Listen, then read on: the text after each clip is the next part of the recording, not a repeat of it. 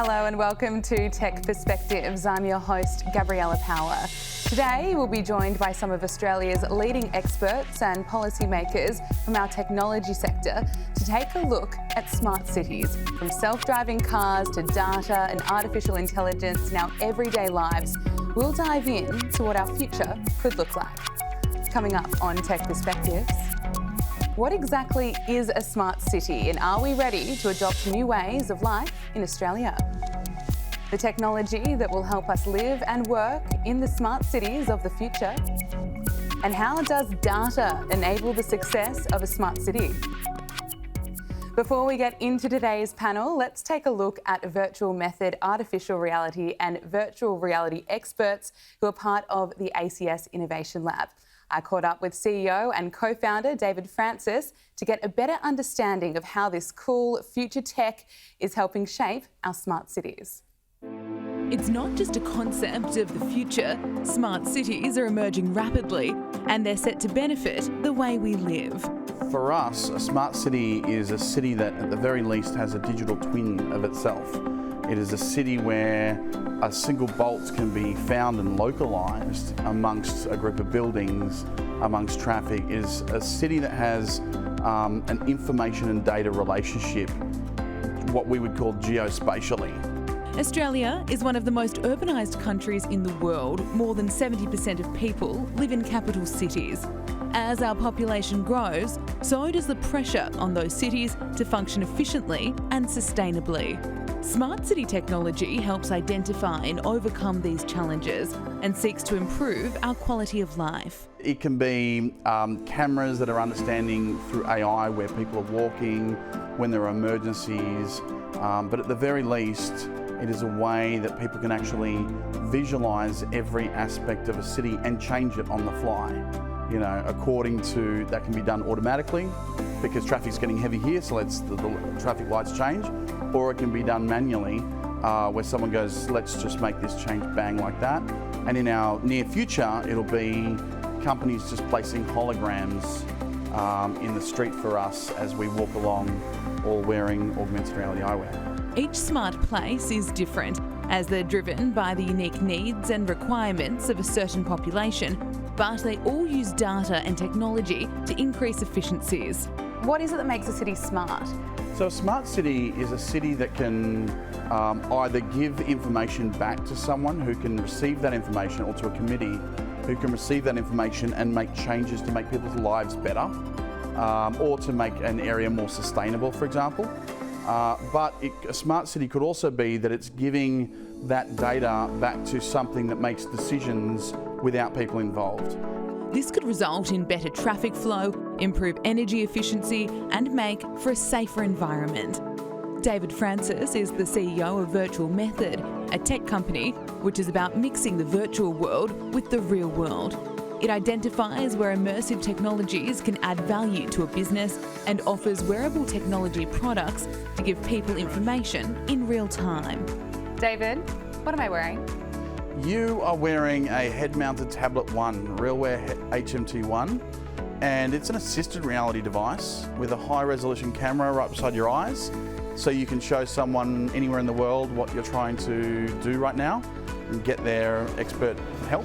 You could go into a Microsoft Teams call, you could use special software like LibreStream on-site and call someone, and you could call 100 people and they could all see what you see. David says in the near future, companies will be able to place holograms on the street while wearing eyewear. You put it on and you go to another world, whether you want to have a meeting with all your work from home colleagues and see each other and virtual high five and then put up post-it notes and work on a project. Wow. Or whether you just want to go and shoot aliens. Which sometimes you feel like doing. Hard day, that's what you want to do. That's what you want to do. The technology is rapidly improving the way we learn and work. Countries around the world are investing in technology as more people work and live in urban areas, and smart cities makes their experiences even better. Joining us on the panel today is Dr. Ian Opperman, New South Wales Chief Data Scientist and Industry Professor at UTS, Meredith Hodgman, Chair of Smart Cities at the Internet of Things Alliance Australia, and the member for Chifley, the Honourable Ed Husick, who is joining us from Melbourne. Welcome to all of you. Meredith, let's start with you. What do you think is the most exciting part of a smart city? Hi, Gabrielle. Thanks for having us here today. For me, the most exciting thing about a smart city is the benefits that it can deliver to the people on the ground. It's not just about the bells and whistles, it's about how it changes lives. Ian, what about you? Thank you for asking, Meredith, first. A smart city is a city or a place that actually we can understand what's going on, situational awareness. We can adapt to the needs of the people who are in the city, going to work, living in the city. And in the longer term, we're actually able to drive outcomes, livability, workability, accessibility. So data underpins a lot of that, but a smart city is a city or a place that can adapt to the needs of the people who are in it. Ed, I want to get your thoughts on that as well. What do you think is the most exciting part? I think when you look at Australia, we're one of the most urbanised countries on the planet, and cities mean a great deal to us. We have a lot of people that have to work and live in the footprints of CBDs and in suburbs that connect with them. So people movement's really important. Quality of life is crucial. Smart cities and the use of technology to improve that quality of life, that's what really offers us the potential. Using the data that's generated out of that to help drive this is really important. But, you know, we've been talking about smart cities as a concept for a while, so we know that the benefits are being talked up. But in a climate where cybersecurity has come to the fore as well, managing that risk, mitigating that, and giving citizens the confidence that a smart city can be managed securely, give them the confidence around that, that's going to be critical as well from a policymaker perspective for federal, state and local governments working together on those issues. Ian, we so often see the fun tech with smart cities, the self-driving cars, the virtual reality headwear that we saw David, myself wearing that story earlier, but it is so much more than that.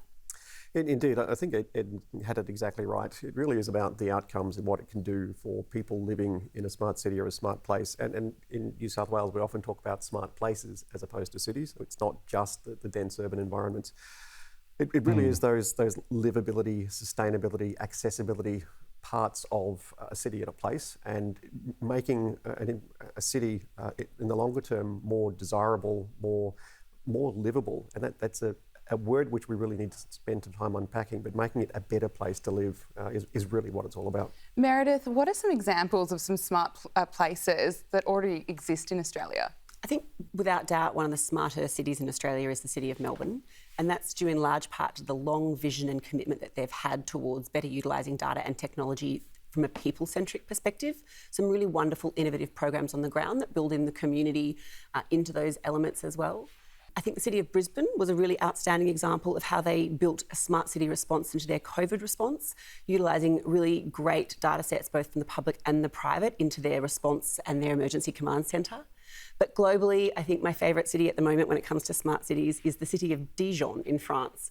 And that's not just because we all like a good excuse to go to France. It's actually because it's a really good example of where policy and collaboration has underpinned these amazing technological outcomes. 23 municipalities all came together and decided to have a metropolitan approach to their command centre. And they applied a coordinated police, ambulance and emergency response and traffic response across the greater region. And now they have the outcomes. They've managed to claim back the initial investment that they took into that project and then reinvest it moving forward from the savings that they made. And consequently, they've got economic outcomes, social outcomes and environmental outcomes, all because of government collaboration. Maybe the next tech perspectives can be out of France. We'll give that a go. Ed, what are the common principles of a smart city? Are you able to break them down for us? Well, I think, again, picking up on this point about livability, what does it do to improve the quality of life? The way in which we're having to move people in sort of very fixed geographic areas in many respects is really important. So what can we do, not just in terms of people movement, but things like air quality, safety, another issue as well, the use of lighting that can be managed in a way to provide more lighting at times where people may be concerned about their safety, but dial it down so that you're taking into account another sustainability perspective around energy use. The fact that we're also having platform infrastructure start to evolve, notably around 5G networks that allow the integration of IoT and the operation of IoT, Internet of Things, in a much more efficient way as well.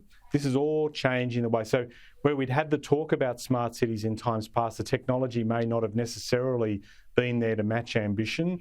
We're seeing that narrowing of the gap between ambition, what's achievable, so that we can deliver that. So again, as I said, being able to have that equipment, the data it generates, the real time, I think David was mentioning that in the introductory package that you had earlier, having that real time access to data to ensure that we can have that technology move in a way that the way people are moving and interacting with cities and also suburbs, the emphasis on places as well, really important too, that devolved sense that it's not just in a CBD, but the suburbs that exist around a CBD or beyond can get the benefit of that too. Local governments have a big stake in this too, and they are saying, please factor us in more and more in the planning. Having a national integrated approach is really important. While a lot of cities are ploughing ahead and the local government wants to be involved in that, we should have a national approach to these things. And again, coming back to something I harked on earlier, local government will also want a hand to make sure that anything that they do in this initiative or in this respect, that it's done securely, safely, with a cyber perspective firmly in mind too. And we'll jump back to you about what more government can be doing. But Ian, how do you think the Australian public has responded so far?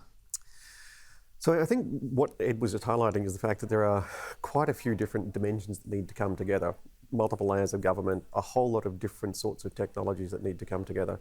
And historically, it's been difficult to have a genuine conversation about smart cities and smart places because you need to get all of those pieces working together, not only the stakeholders, but the different layers of tech. Cybersecurity is a really, really important issue.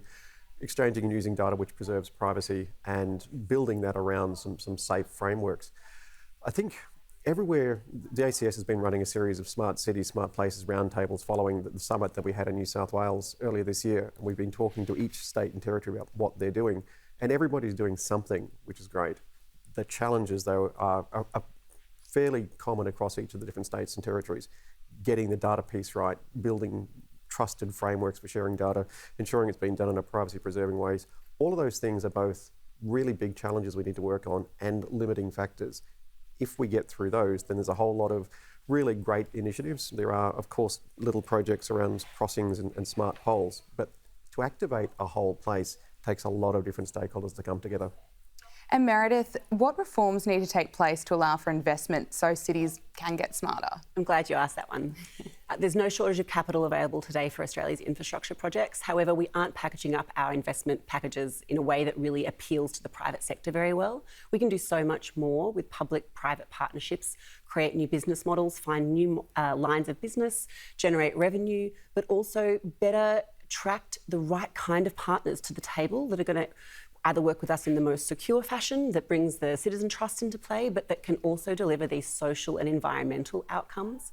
And I talk about this a lot because once we start to value the data that we have inside of our smart city projects, then we can start to think about the ancillary benefits that come from them, whether they are for carbon capture or whether they are for diverse outcomes like mobility for disabled people who can currently access digital services, or whether it's about an increase in education delivered to remote and regional areas once we get the ICT investment package right for regional communities.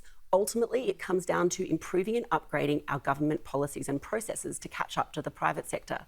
We want to capture all of that capital, then it's time to start to reconsider the way that we're looking at our PPP policy and procurement documentation at the central government agencies. Can I just touch on what Meredith put forward, because I think it's really important, those points that she made around financing, because there's two avenues, right? One is making, as Meredith's rightly identified, the capital is there for good ideas. And I think in the private sector, especially for early stage innovators who've got ideas about how to progress this and to support the evolution of smart cities, smart places, having the finance there to support them, really important.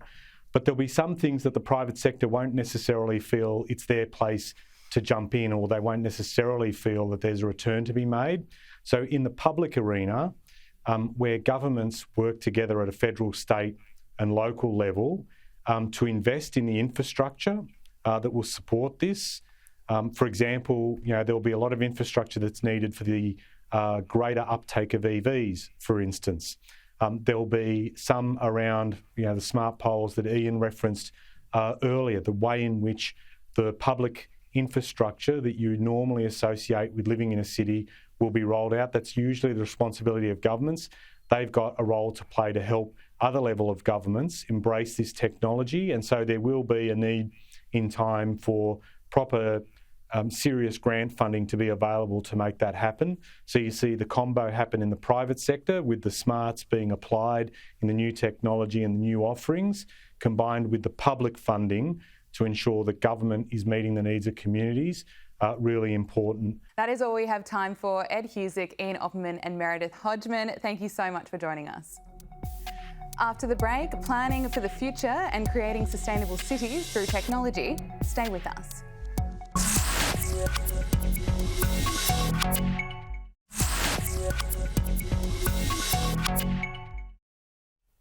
Welcome back to Tech Perspectives. I'm Gabriella Power. Joining us now on the panel is Dr. Ian Opperman, New South Wales Chief Data Scientist and Industry Professor at UTS, Professor Veena Sanjawalla from UNSW and the New South Wales Australian of the Year for 2022, and Simon Hunter, the Executive Director of Strategy and Innovation at New South Wales Planning, Industry and Environment. Welcome to the show, guys. Thanks for joining us. Thank you. Thank you. Veena, let's start with you. How do we plan for the future so our cities are productive and accessible? Yeah, look, we have to all be very mindful that when we live in cities, or for that matter, in any area, we have to be always mindful of the fact that all kinds of things we use in our everyday lives will end up producing an impact on our environment. So we've got to be really clever in planning the fact that waste generation is just part of everyday life. But we don't have to see it as a waste. We actually have to see it as a resource, because we can then value every bit of material, whether it's our plastics or metals. And I guess planning for the future and recognizing that materials are part of life, devices, products are part of life. How do we make sure we take care of our environment while we use these devices? Simon, will we need to scrap old ways of living and start embracing new ways? I think there will be some elements of the old ways that remain, but they'll be enhanced through the power of technology. And I think we'll discover entirely new ways of doing some of the things we've always taken for granted. There'll be less people, it'll be more automation and things like that. Ian, you mentioned more automation. What about AI? What does AI have to do in terms of planning for smart cities in the future? I think AI has a huge role. Ultimately, we understand smart cities through data. Data helps us see what's going on, it helps us build models. But AI is what will help us make sense of all of that data. And whether it's to understand root cause analysis, or do predictive maintenance, or to do what-if scenario planning, or even just local optimization, AI, I think, will be everywhere. Simon, is there enough infrastructure to ensure adoption of technology, ideas, innovation, that's all done successfully? I think we're developing the infrastructure that we need to do that, and I think it will be an emerging space. If I think about the Humble Street Pole, it's going to be the house, the architecture for a lot of the cameras, for a lot of the sensors and things like that. And there are plenty of them, but they're not all smart and digital enabled. And that's probably the challenge in the infrastructure space. In fact, it's quite ironic that we talk about technology and we love our tech devices, but actually when we stop using our devices and when they become obsolete or no longer functional, we're actually not even capturing that in the form of real evidence and data and information.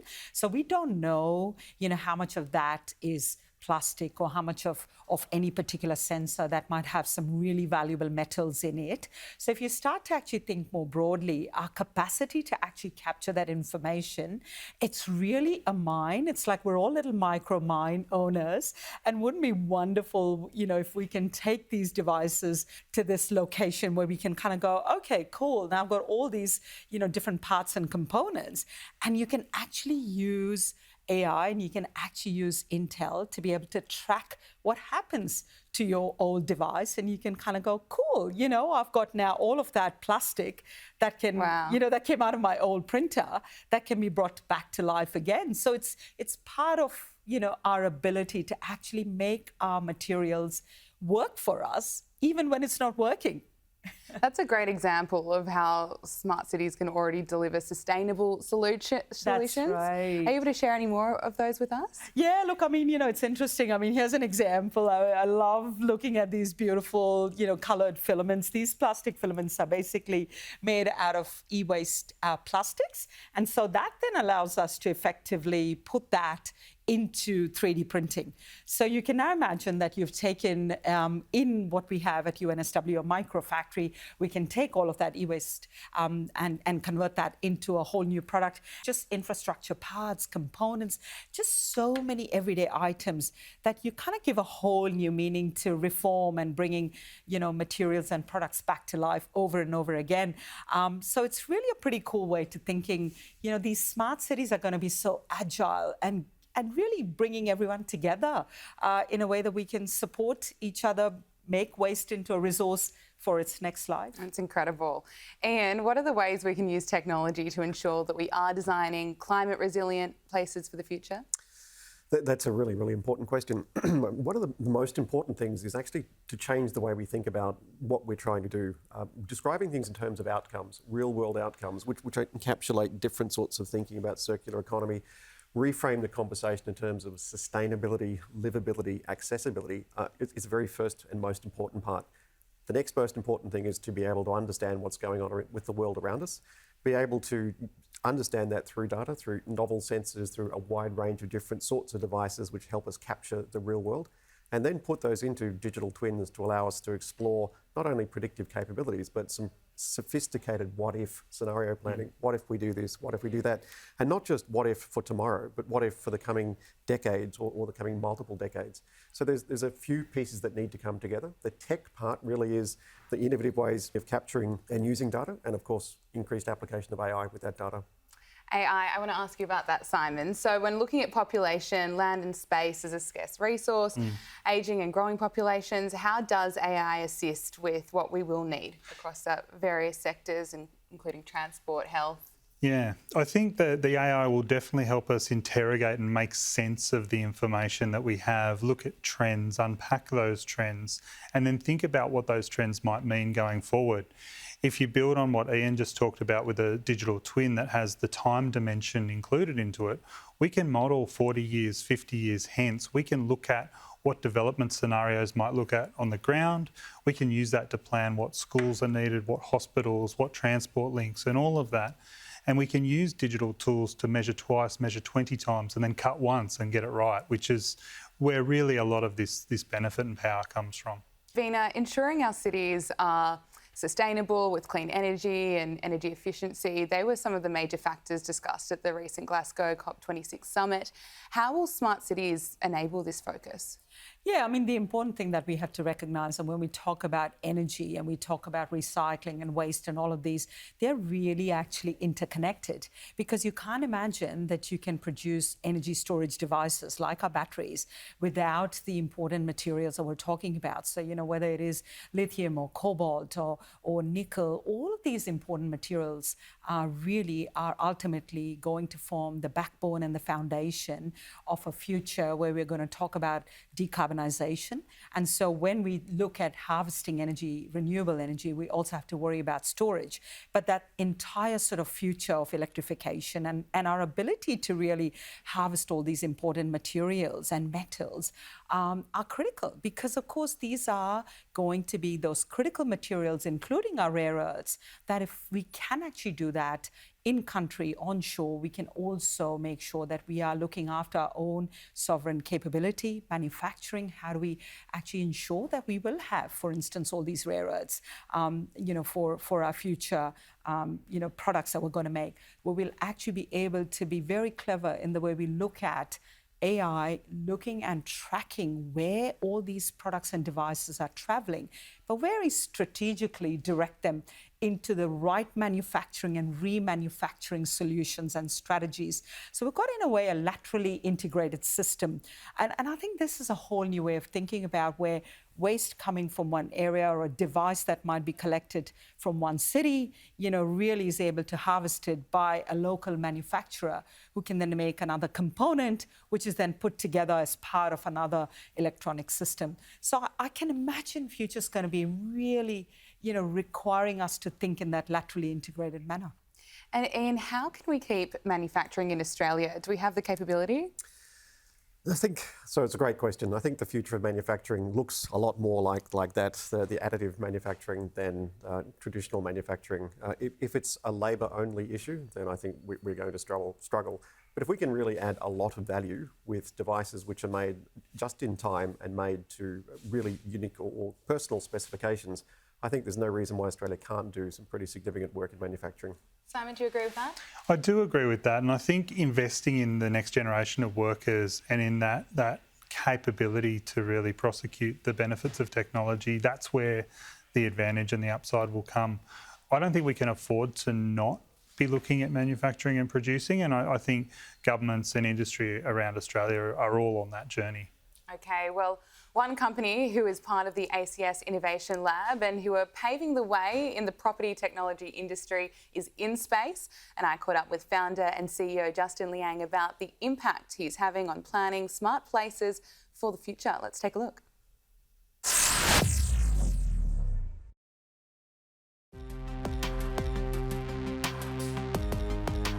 InSpace is a virtual tour platform for properties where landlords and agents can host a digital twin of their building on the platform so they can conduct virtual inspections for leasing and sales.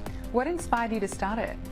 Last year in March when COVID hit, we worked with landlords to create a platform to host virtual inspections because all property transactions just stopped. No one could go and see an asset.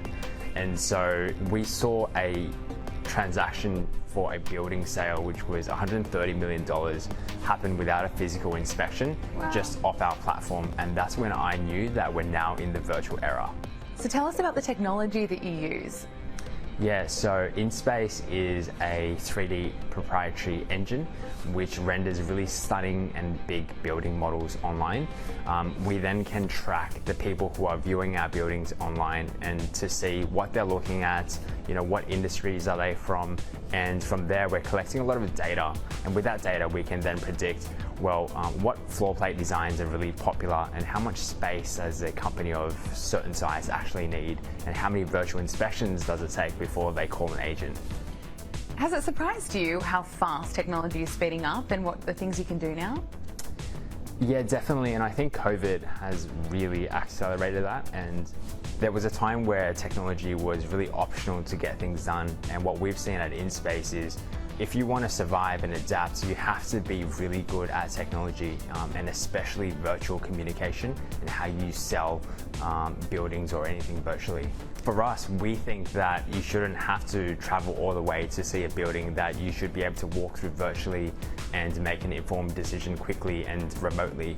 And I think that's just going to make everyone's lives easier. And for us at InSpace, our mission is to move all inspections from offline to online by 2025. And is that what keeps you going? Is that what excites you about it all? Yeah, I'm really excited about how technology can just make our lives so much easier, how we can save a lot of time and make things more efficient. One of the things that we're doing at InSpace, for example, is we're helping companies do their employee inductions virtually. So rather than taking someone on a physical tour, or they can click through it, understand all the safety measures and reference that at any time. And yeah, that's just one way that InSpace is impacting the industries, and yeah, I'm just really excited about that.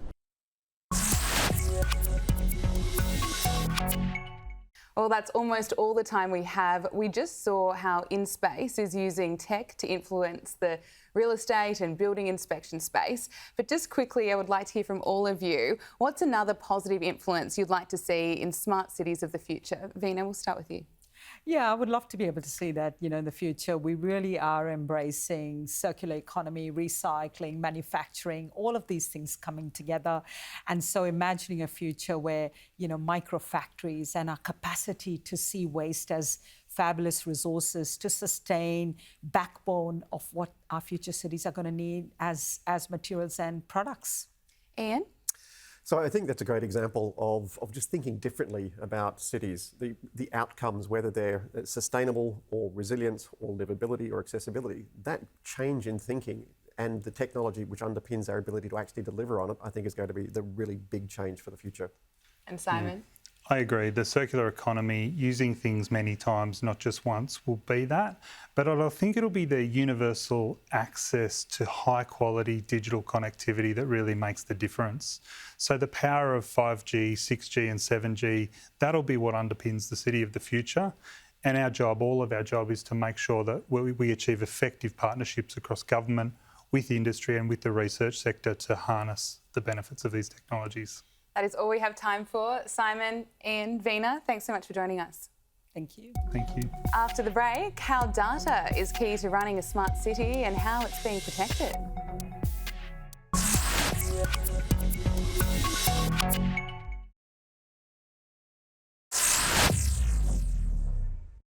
So Source is an augmented intelligence platform, which basically means bringing all the data for an industry together into a platform to help decision makers optimise and make the best decisions. We work across telco, media and utilities industries.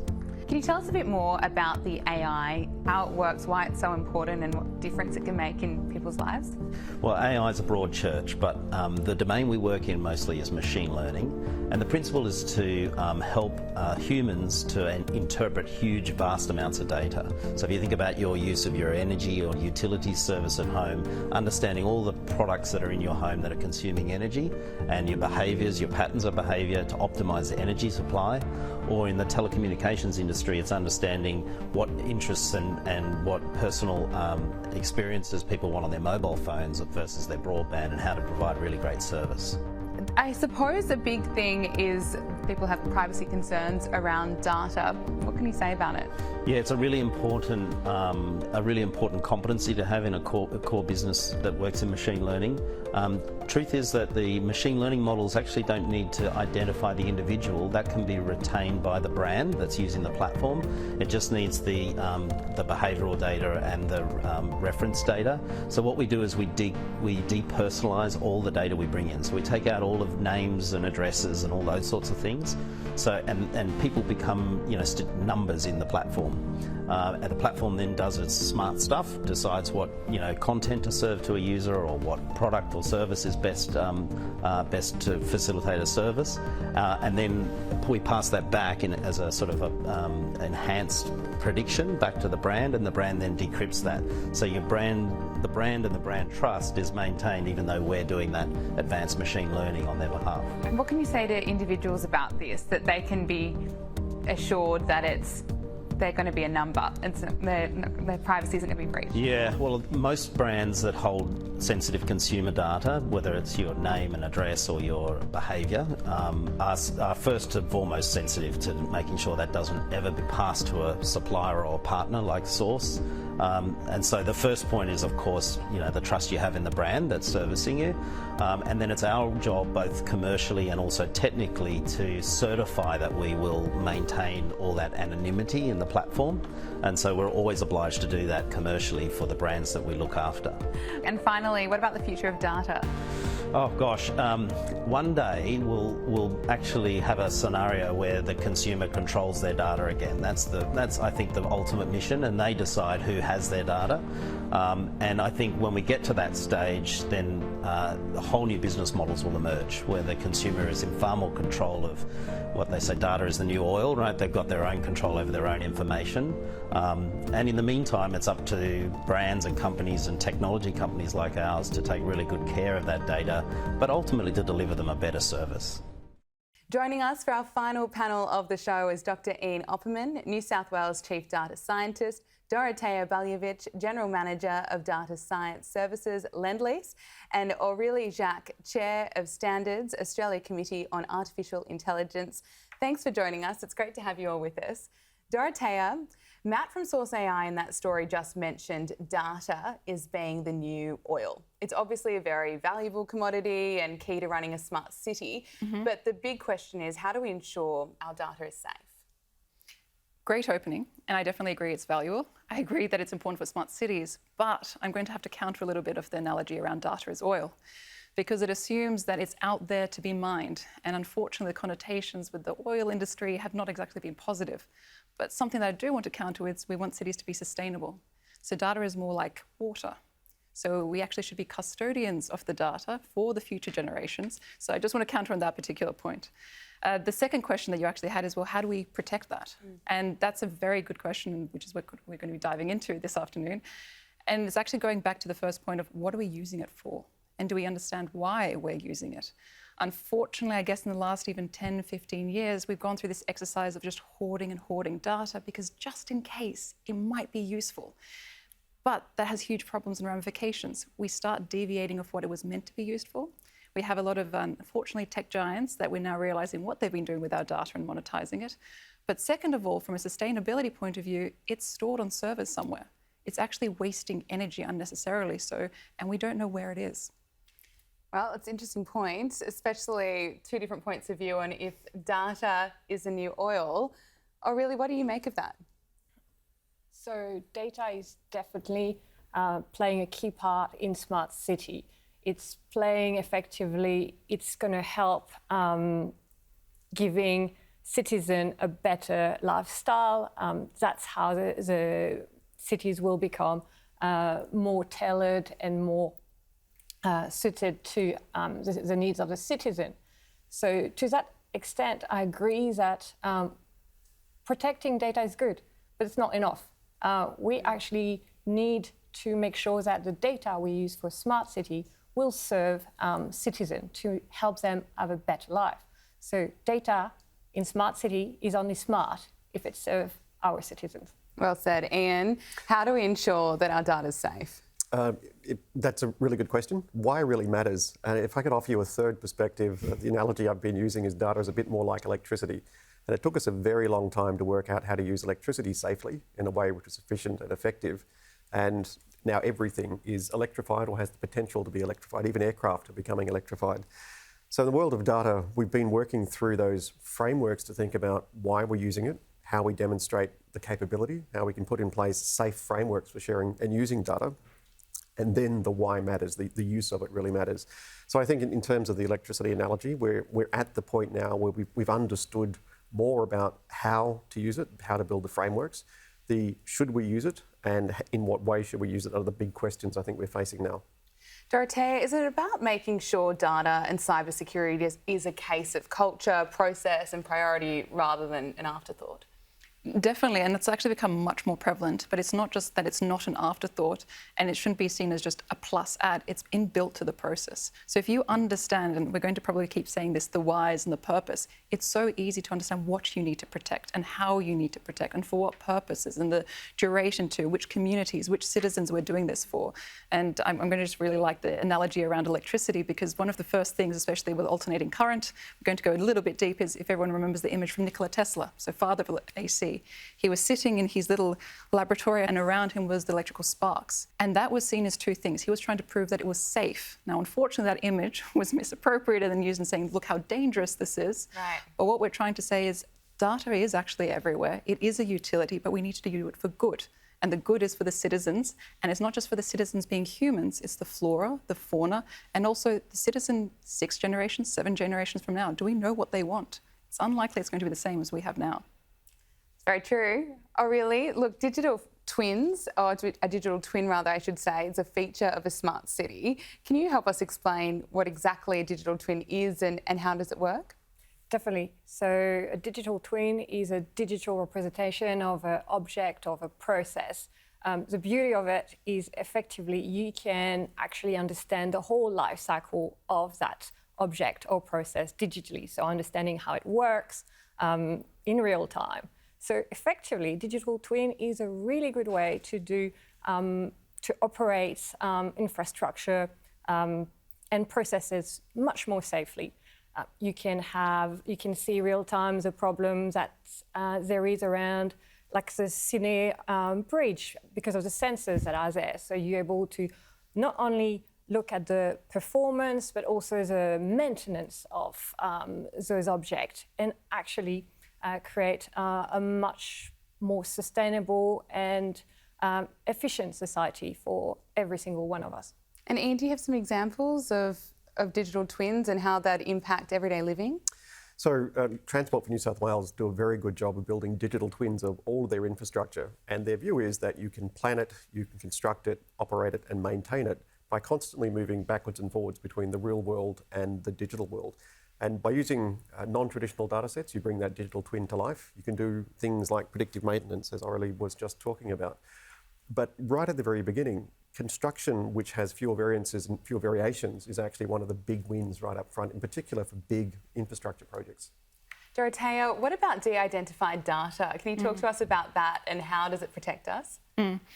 That's only one category, actually, of how we can protect us, because what we're trying to do is make sure that we're not exposing anyone unnecessarily so.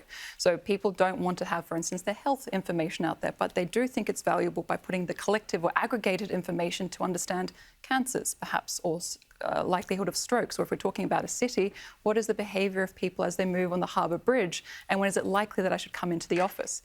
But they don't want to know that it was this licence plate that came in at this particular time and I was running late for this meeting so that my boss could possibly reprimand me. So one element is de-identifying it, anonymising it, pseudonymizing it, and we're basically saying, what are we trying to do to protect this information to make it useful for the purposes of delivering the digital twin, understand the predictive maintenance, and there's actually various techniques. Sometimes it's actually not using the data at all, but only using the aggregated analysis.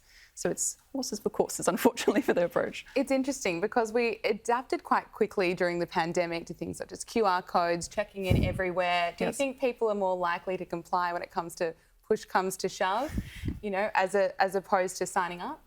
So interestingly, I had lots of conversations because a few of my colleagues know how passionately I feel about de-identified data and protecting especially citizen data.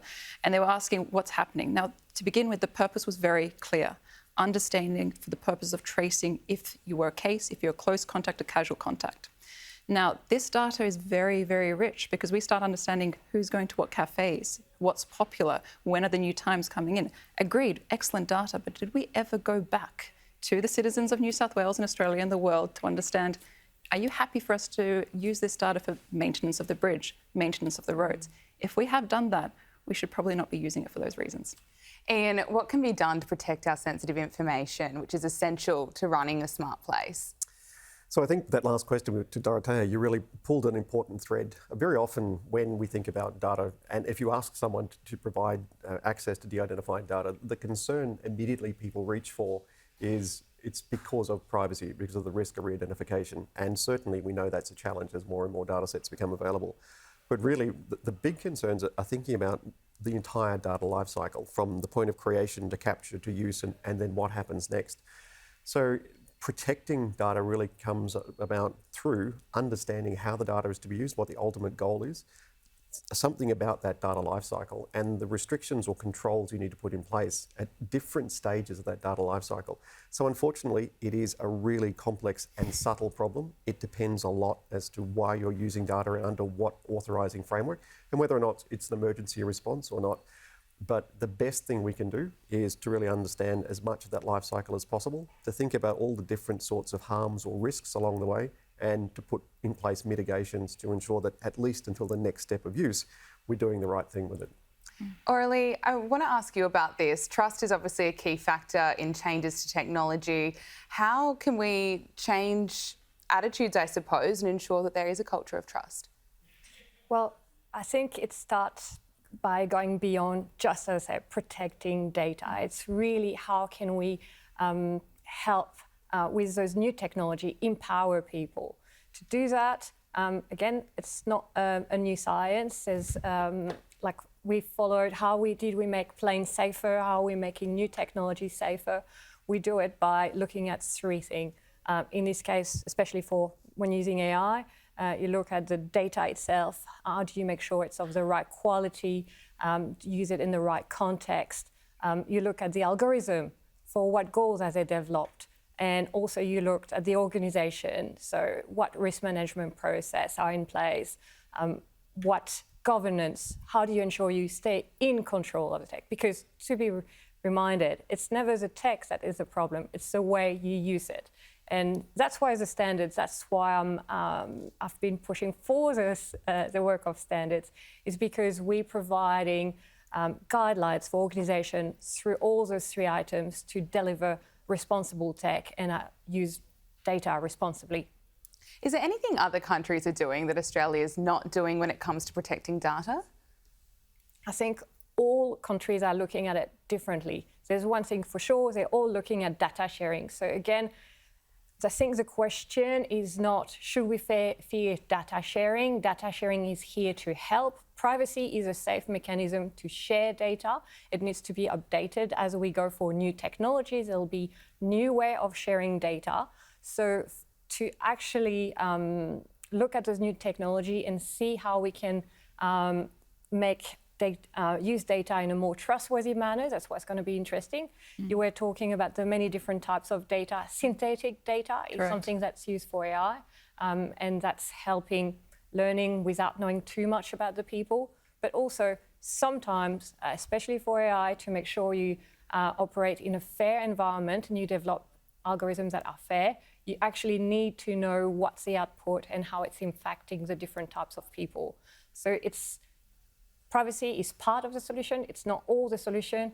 Again, focusing on going beyond than data protection, but data enhancement, so promoting human-centered design. Dorothea, what are your thoughts on that? Definitely. So there's some things that other countries have, for instance. There's GDPR, which was probably the trailblazer around data for citizens. You now have this in Brazil, you have this in China, you have this in the state of California, all of this. So Australia is obviously building that out, but we do have two things that are starting to get there, but I would love to see accelerated. So we have consumer data rights, which I don't think many people are maybe aware of. What are your rights as a consumer for banking? It started off with. That was the first industry, and now it's energy. But if we're trying to accelerate this for smart cities, there's probably a lens of, well, what is okay to do? And it's stifling creativity, what I feel, in my personal opinion. How do we work together? How do we integrate that so we can do data sharing, recognising the data rights of each of the consumers and what is okay to do? Because there's a difference between trust. You can't just make that happen. Actually, the ACS had a masterclass around that particular series. You have to earn it. And also how you earn it is, unfortunately, when there is incidents or issues, what do you do to repair that particular trust? And we haven't probably done that with technology together. One country that I think has a good mentality around it, and it's no bias of mine, is in Germany has this concept of informational self-determination. So this is before big tech was coming. It's around in the 80s. And they say that each citizen has every right to understand what they can share and for why. So already the why was there, that purpose was extraordinarily clear. So how do we broaden that up to that ethos of cities, artificial intelligence? That unfortunately is all we have time for. Dorothea, or really Ian, thank you so much for being part of the show. It was great to have you on here. Thank you. Thank you. That's all for Tech Perspectives today. Thanks so much for your company.